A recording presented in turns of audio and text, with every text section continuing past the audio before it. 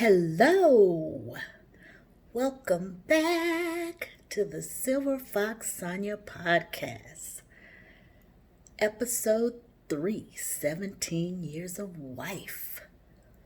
How's everyone doing?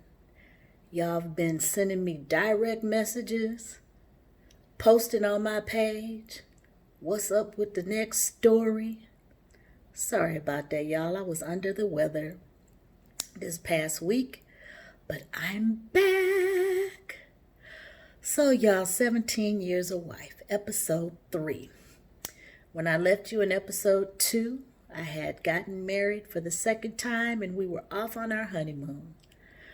So now we're back from the honeymoon. It's 1994 and we've moved into our apartment. Time to adult. Go to work and pay bills. So as we get back from our honeymoon, I am now in the last episode. I did not mention that I had decided to leave retail. I stepped out on faith and went and worked for a temporary agency to find something new because I just wasn't enjoying retail. I didn't want to work weekends, holidays, nights. I wanted a set schedule.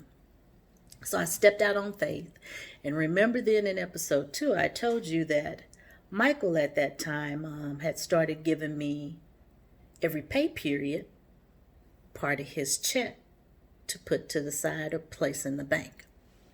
So I signed up with the temporary agency, worked at many different places, got different experience. And when we got back from our honeymoon, the assignment that I was on ended and I had to find something new. So I did find a permanent job working for a company and we were at work. I mean, we're living life. We're married, enjoying life. He's going to work. I'm going to work. I come home. And y'all, he was spoiled rotten. He didn't have to do much of anything. I'd go to work. I'd come home. I'd do the grocery shopping. I cooked almost every day. And the apartment that we lived in, we were living in the apartment that he had signed, the garage apartment behind my grandmother's house. So it's a small little 500 square foot apartment. Living room, kitchen, little small bathroom with a tub, clawfoot tub, toilet, sink, in our bedroom, and a small little closet. So when I'd get off of work, I'd come home and I'd cook dinner. On his way home from work or when he was leaving work, he'd let me know, hey, I'm leaving work, I'm on my way home. So I'm like, okay. So he worked in restaurant management. And he dealt a lot with yeast and bread and Italian food. So he'd get off, he'd call me, let me know he was on his way home. I'd look at the clock and I'd time it just right. So by the time he got home, his bubble bath would already be waiting because we didn't have a shower. This apartment was old. It just had a big clawfoot bathtub. So by the time he got home, his bath water was ready. All he had to do was get undressed, take his bath. By the time he got out of his bath, put his clothes on, within 30 minutes to an hour, his food would be sitting in front of him. We'd eat, watch TV, I'd wash dishes, we'd go to bed. And y'all, by the time my head hit the pillow, I was out like a light. Because like I said, I was working too. So, our first 2 months of our marriage, we had a few arguments here and there. I was active in church, so 3 to 4 days out of the week, between Bible study, church, choir rehearsal, I'd be at church a lot. So I didn't realize at that time that when you get married, some of the things you do at church, some of that stuff you had to cut out and cut back on. So after a few arguments or whatever, I learned that I wasn't going to be able to be as active in church as I had been. So I stepped back some. And that was, we got through that, we got past that. The other issue was because of work, because of ministry, and I cooked every day. On the weekends, we didn't have a washer and dryer, so I would come back to my parents' house and wash our clothes, fold our clothes, hang our clothes. So y'all, some nights I would be dog tired. When my head hit the pillow, I think I would sleep before my head really hit the pillow. So if he'd wake me up and want to play, I'd be like, no, I'd be ready to fight. So that caused another issue and an argument. But we really didn't work through that because he didn't cook, I cooked. He wasn't able to wash the clothes because he worked on the weekends, and then he worked nights sometimes. So we argued about that here and there. 3 months into our marriage, my mother-in-law becomes a little sick and ill. And as I stated in previous episodes, he was number 7 of 12 children. So he's 24? So 5 up under him, and they were teenagers, 10, 11, 9, if I remember correctly. So the older siblings had to figure out, okay, who's going to take which child? So we ended up with the baby boy. Y'all, he has the sweetest, most loving heart, but he was bad as hell. Bad, would get into everything, anything. So, he came and stayed with us for a while, and I would take him to work with me on some days. Some days I couldn't take him to work with me, and he definitely couldn't go to work with his brother. So some days I'd come home, he would have done some stuff. Like one day I came home, he had taken my Black & Decker drill and drilled holes in the wall. And the way I could tell was one day I was walking back to the bedroom and I could see outside. Like I could see it was holes in the wall and I could see outside. I'm like, what in the world? And I figured out he had drilled holes in the wall. Y'all, I must have yelled at that little boy so bad. I think at that point I just crushed his little heart. But he was bad. He was bad.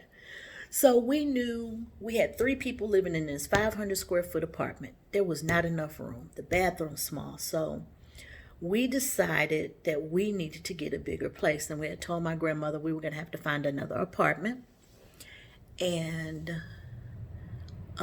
lease somewhere else. So in the meantime, my parents are like, no. My parents had an issue with their daughters living in an apartment. Me as well as my sister. So, as I told y'all in episode 2, my parents wasn't buying us no wedding gifts. Because after Momentary Marriage, they were like, nah, y'all have to be married 5 years before we give you your wedding gift. So, my dad said, okay, y'all, if y'all are going to move, I prefer you not to go to an apartment. I'll go ahead and give you your wedding gift early. Now, y'all, this is probably, 3-4 months into our wedding? He said, I'll give you your wedding gift early. However, if you all do not make it to 5 years of marriage, y'all are going to have to give me this gift back. So the gift was we would get $1,000 for every year we were married. This $1,000 for every year could only go towards buying a home. And my dad, y'all, I have some awesome parents. I really, really do. I'm so blessed. And my friends tell me all the time, girl, when it comes to family, you may have had some issues with some other stuff or in dating, but when it comes to family, you are overly blessed, overly and abundantly blessed when it comes to family. And that's my parents, my sister, aunts, uncles, cousins. Y'all, I thank God. I really am. I'm truly blessed.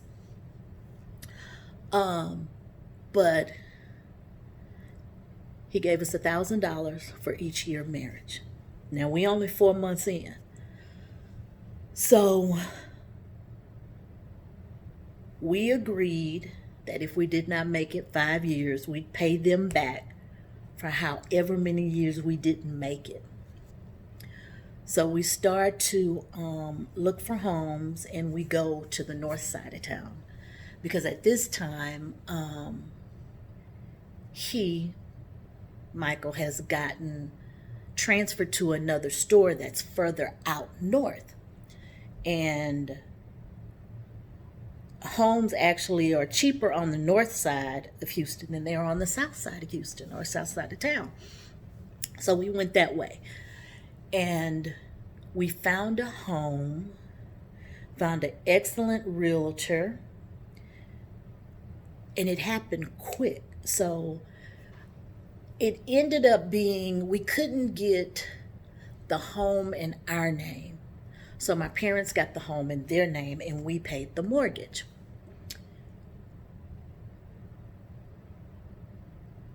I had only been at my job, briefly, a month or two. And then credit-wise, between our credit, my length of employment, we just couldn't sign. We had to get my parents to help us out, and they signed, and we paid the mortgage every month. So we ended up getting a house, found a cute little house, 1,500 square feet, clean, easy upkeep. And y'all, God was even so gracious and blessed us even with the home that we found. The owner that was selling it was an older man. His wife had passed away. He was moving, I believe, to Oklahoma to go stay with his daughter. Y'all, he was selling the furniture in the house. Some stuff he just gave us, marble tables. I mean, we paid $10 for it. I think I paid $100 for one of the beds in the bedroom. But God was just gracious to us and blessed us. I mean, it was just like blessing after blessing after blessing after blessing. So we move, and at this time, y'all, we were moving for my brother-in-law, so he would have a place to sleep.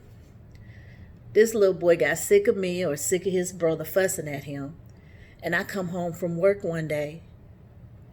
He's not there. So I'm thinking his brother has come home to get him. I call him. He's like, no. So he just left up and gone. I don't think we knew where he was for months until he had gotten in trouble. And someone had called us regarding him. But we ended up with the house. But he ran away from us. And we just moved in our house, had a wonderful housewarming party.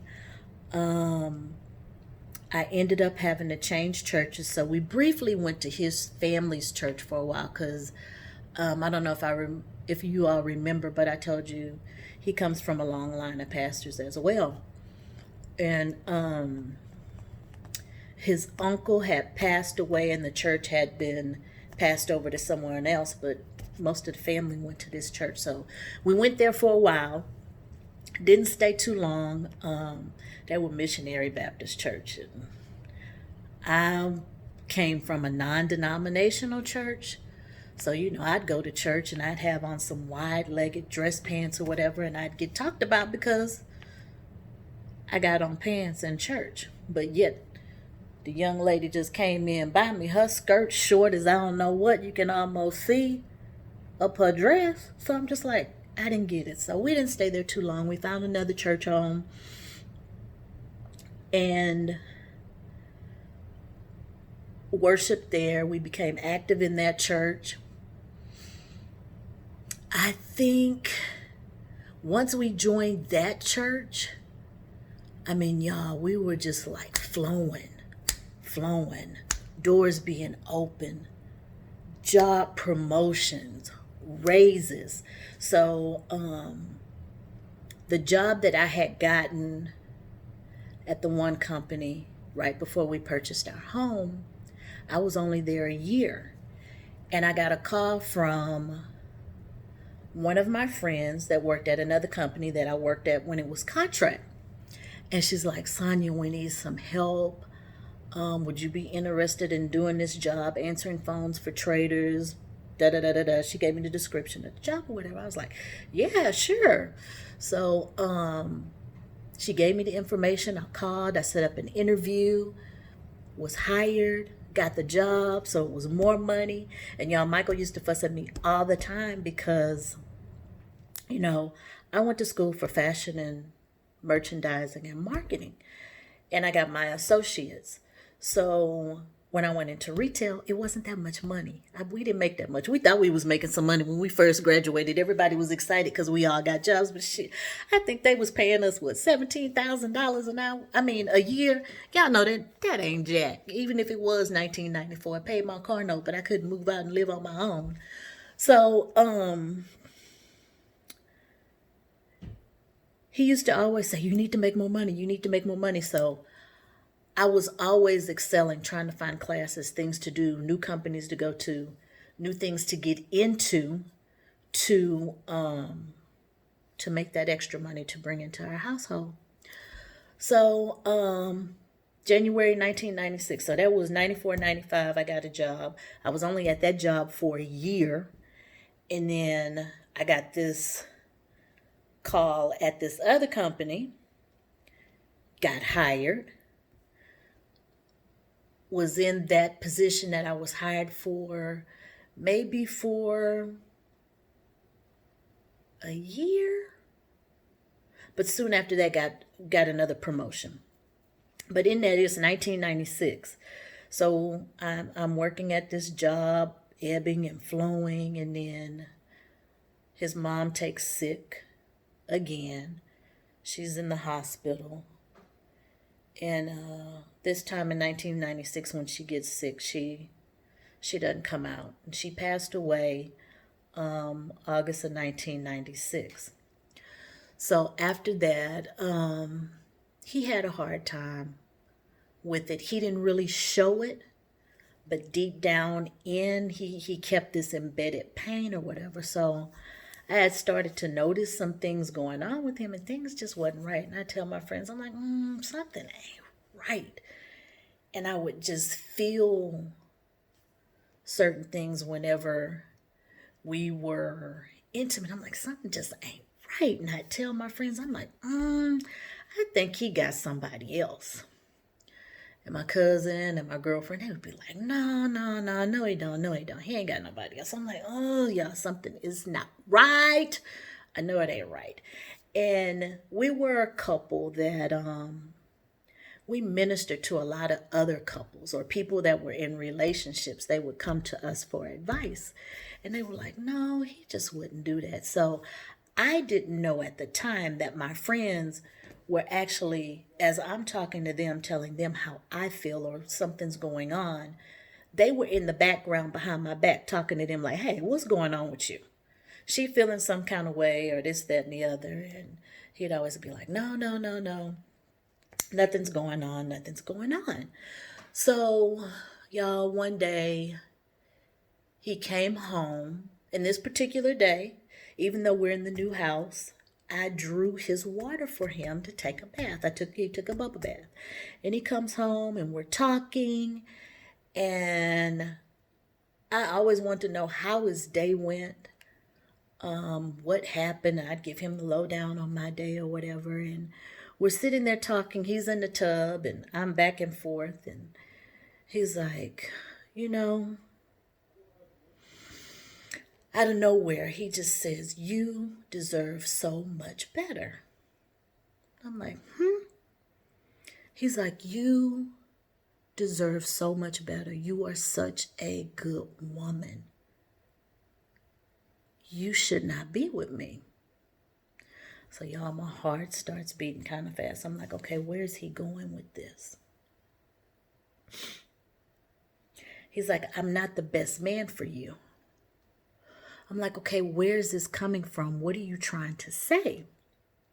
And so I'm asking him questions. I'm like, okay, are you saying you want to be over with this? Something going on? Did I do something? What's up? And he's like, I just believe you deserve better. And he never went into any further detail. And I'm just like, okay. So I let him take his bath or whatever, and I left out the room, and I went and I was just talking to the Lord. I'm like, okay, Lord, what is this? I'm like, we are 4 years of me being married twice, divorced once. Is he saying he wants a divorce? What's wrong? What did I do? What's going on? So I'm talking to my friends again, like, okay, y'all, something must be going on. And y'all, seriously, sometimes I could really feel like, even when he was close to me, like, I could just feel another spirit. And I'm very sensitive to people's spirit. I can feel different things with people. And I'm not going to say it's with everybody, but definitely with my spouse, because it's just that's that covenant. Your spouse. When things are going on and when things aren't right. So my friends, some days we'd leave work. At my friend, she worked downtown, so we ride the HOV lane together, the high occupancy lane, so we could make it to church. And one day we were leaving work, on our way home to change and then to go to church. And we were just talking, and I'm having this conversation with her about what I'm thinking, what's going on, blah, blah, blah, blah, blah. We get to church. Everything we didn't said in the car, pastor's preaching about in the pulpit. So I look across the church at her like, I'm like, okay, I know I'm not crazy. So as time goes on, I don't remember, it was little things that would happen around the house.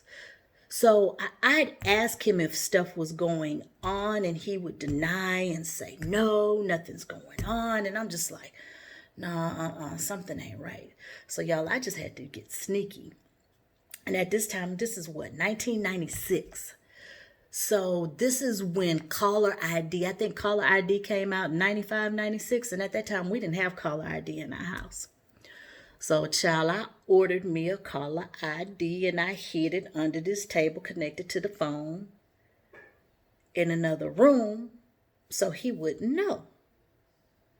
So, yeah, I had to go into PI mode. And I would check it every day.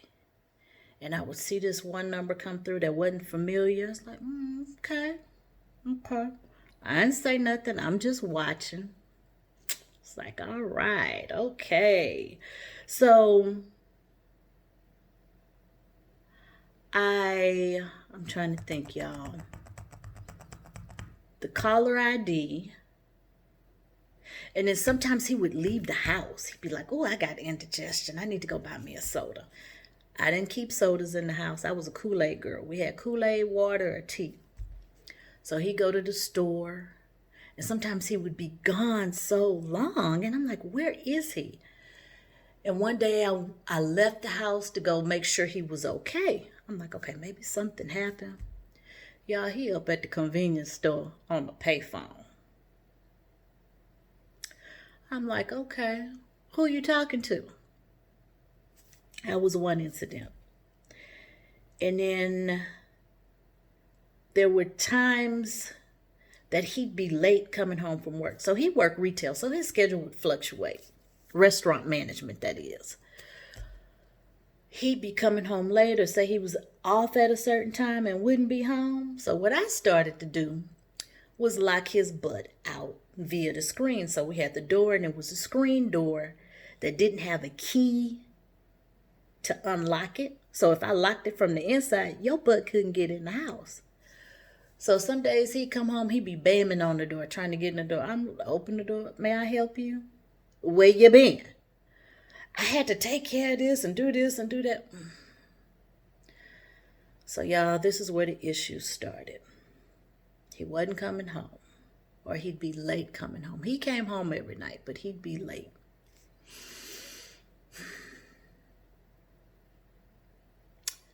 I remember one night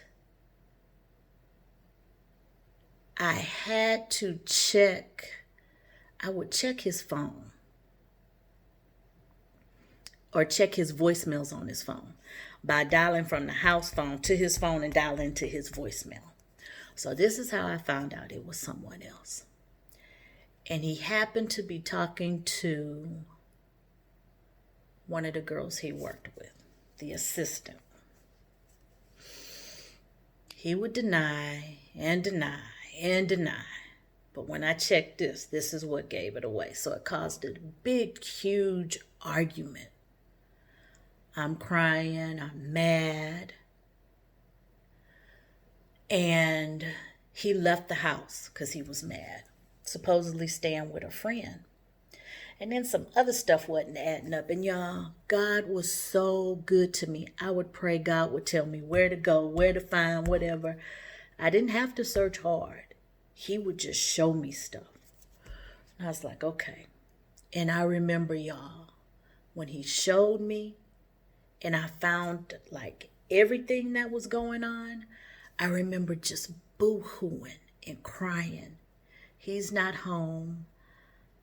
I'm walking back to my bedroom to go lay in the bed and cry. And as I'm walking back to my bedroom, I'm walking down the hallway and I just fall down on my knees and get ready to break out in this big cry. Like my heart is aching. And as I get ready to just, you know how you just wail? I heard this voice said, "Stop crying. This is not about you." And y'all, I stopped. And I'm looking around the house like, what? My tears immediately stop. The pain that I was feeling in my heart subsided. It didn't stop. There was still pain there, but it wasn't that that serious pain. The pain was serious, but it just wasn't as, how can I describe it? As a strong of a pain as it was when I first found the information. So I get up. I continue to go to my room. I get in the bed. I just lay there. I'm trying to cry. I can't cry because God has already told me, this ain't about you. Stop crying. So at that moment, I knew that my purpose in this man's life was to get him to the next level where God wanted him to go. So in that moment, it brought me to the story of Prophet Hosea and Gomer, and how God told him he was to marry Gomer. And I don't know if y'all are familiar with the story of Gomer in the Bible, but she was a promiscuous woman. She was a harlot, or what? And some Bibles it say a whore. So this prophet was to marry her. And I was like, okay, God, there's a purpose to this. But yet in the meanwhile, I'm still hurting. I'm in pain. So it's like 2:30, 3 o'clock in the morning. I call my mom. And she was like, what's wrong? And I told her what was wrong, that Michael was having an affair. And she's like, okay, Sonya. Okay. She talked me through it. I don't remember what all was said, but she talked me through it. I got off the phone, and within a couple of days, my parents, they were at our house to talk to us and try to help us work through this situation. And I don't recall what was said, how was said, whatever. But I did make an appointment with our pastor at the time. And he set up a meeting with us, and he called us in his office after service one day and talked to us. And I remember him saying, "Come on in, sit down, let's talk, what's going on?" And he's like, "What's going on, Sonya?" So I told him some of the information of what I found out. He's like, okay. And he looked at him and he's like, "Is this true?" And he said, "Yes, it's true." And he looked back at me. He said, "So what do you want to do?" And he had looked away from me. And I said,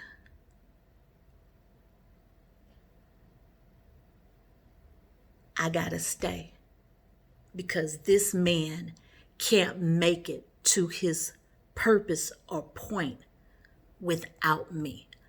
I am the key to his future." He looked up at me like he was shocked and amazed of just what I said. I wasn't angry. I didn't fuss. There were no tears. But I just knew that there was a calling on me to get him where he needed to go. So he looked at me and he stared at me for a moment and he said, "Okay, you can go. I need to deal with him." So I walk out of the office and I sit outside the office for a while. He talks to him. He calls me back in. Maybe about 15, 20 minutes later.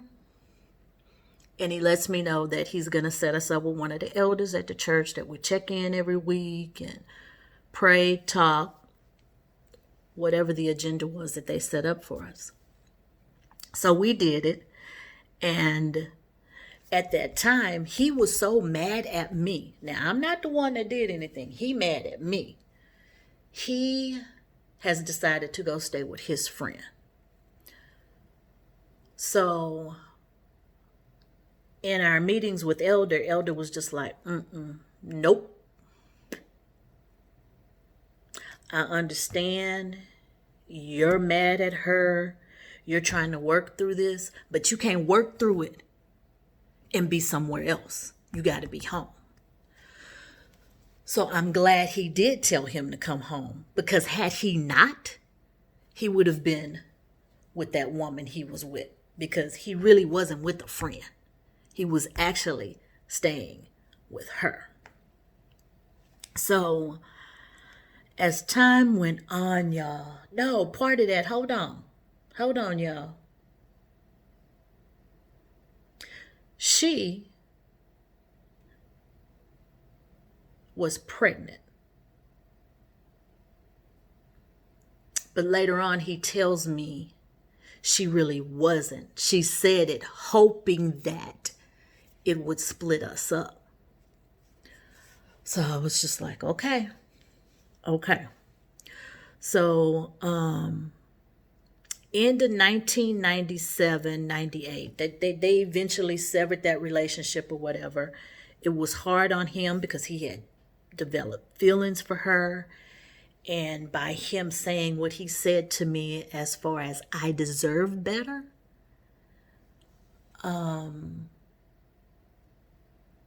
thinking back, that let me know right there he had already developed feelings for her and a love for her.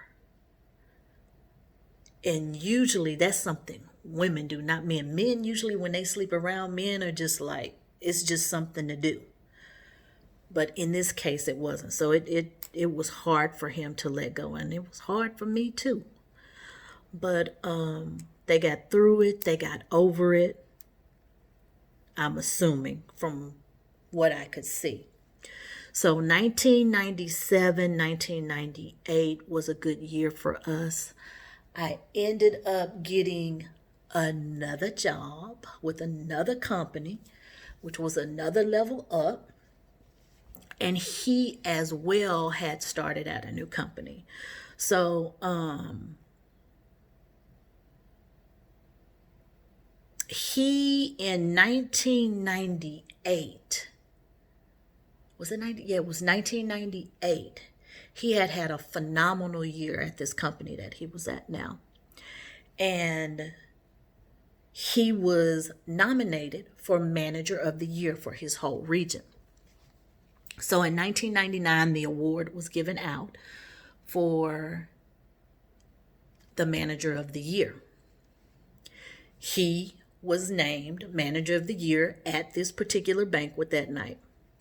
So at this banquet, I happened to run into an old friend, and he was coming in, I was going out, and I was like, I called his name, and I was like, is that you? And he turned around, he's like, it took him a minute to realize who I was. He's like, Sonya?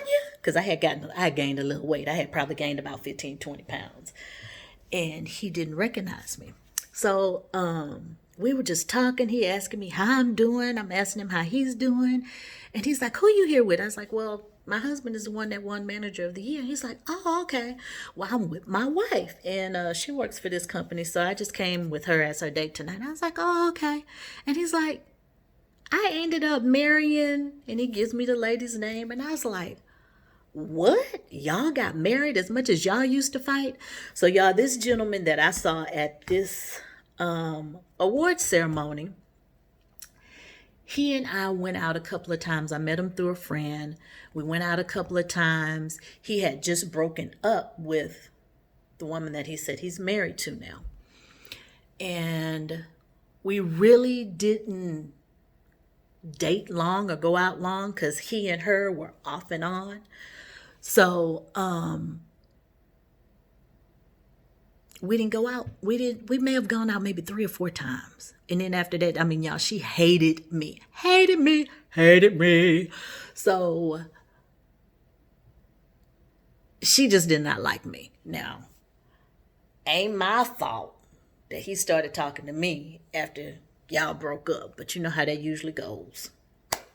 So we talk a little more, and he goes on his way. I wish him well. So at the banquet that night, I'm just dancing. I like to dance, y'all. So she sees me and realizes who I am because he tells her who I am. So after the banquet that night, we come back home. There's a convention coming up in a couple of months, and it's in Tennessee, and it's close to our anniversary. It'd be our 5-year marriage. Close to our anniversary. He wanted me to go with him to Tennessee to this convention. I did not go because I hadn't been at my job that long. I only had so many weeks of vacation. And I knew we had some other stuff coming up. So I'm like, I'm not going to be able to get away. I knew I wasn't going to be able to get away. So I did not go. Well, y'all, I should have went to the convention. Because a couple of months later,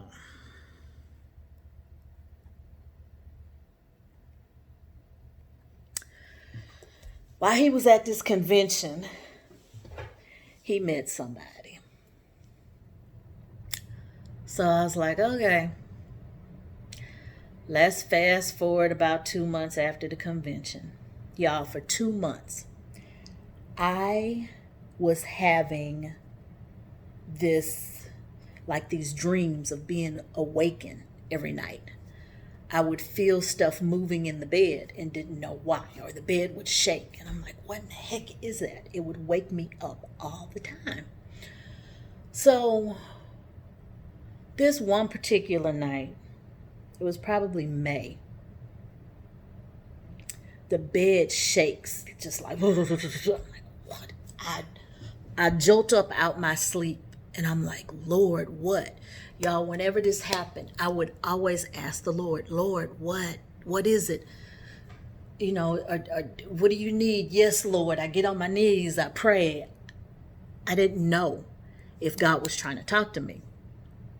So this particular night, it does it again while I'm sitting up. I'm like, what is that? So I'm just starting to feel around in the bed, and I put my hand up under the pillow and I run into something hard and I pull it out and it's a pager. I'm like, what in the world? So I look at the number, I go dial a number. So I dial a number and it's the message saying, you need to call me. I'm having some complications. Please give me a call. Y'all, I said this is about May 1999. I wasn't dreaming when I wrote this. Forgive me if it goes astray. But when I woke up that morning, could have sworn it was Judgment Day. Down, down, down, down, down. The room was pitch black. My mind was running everywhere. Do, do, do, do, do. Trying to go back to sleep, but the bed vibrated again. Do, do, do, do, do. So 2000. Y'all know that song. So guess what? So that night, I wanted to beat somebody. Because it was 1999. For real, 1999. So y'all, as I went to go dial that number, y'all, I'm shaking. My heart is racing. I hear the message. I come back to the room. I turn on every light in the room. I'm like, what the is this? He wakes up, he sits up in the bed and he looks. I'm like, what is this? And I tell him the message that I hear on the answer machine. I don't even remember what the message say now, y'all. This been how many years? I said, I told you, 1999. We in 2020. So 20 years. He starts to cry. I'm like, why you crying? Because it's somebody else. I'm thinking to myself, again? What's going on? And you know, y'all, in my mind, I'm thinking, okay, yeah, this man lost his mom 3 years ago. I don't know. I can't explain it. Because it ain't like I'm not doing what I need to do as a wife. I cook, I clean, whatever else. Now, when it comes to being intimate, sometimes that would be hard because you got to think we've already had an issue with another woman. And y'all, I always knew when he had been with someone else. From the moment he just get up on me, I'd be like, I would feel her spirit. And ladies and gentlemen, men, let me tell you this. Whenever you lay with one woman and you come back and lay with another, you are a giver. We receive. So whatever you picked up from that woman, you come back and plant it on us. And that is not good. So y'all don't do that stuff because that's messed up. And especially if you're in a relationship and telling somebody that they're the only one, you mess up your own blessing by coming and planting another woman on top of your woman. That's crazy. So y'all, back to him saying, yes, I did it again. I'm standing there staring at him and looking at him, not understanding why. And he says, she's pregnant.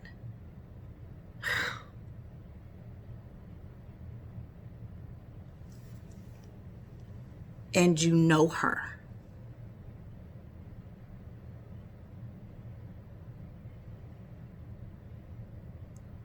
So y'all, this is the end of episode 3. I'll be back next week. Or maybe in a couple of days since I wasn't feeling well last week and y'all are getting this one late. If I can get it in, I'll get in episode 4. But y'all have a blessed day and take care.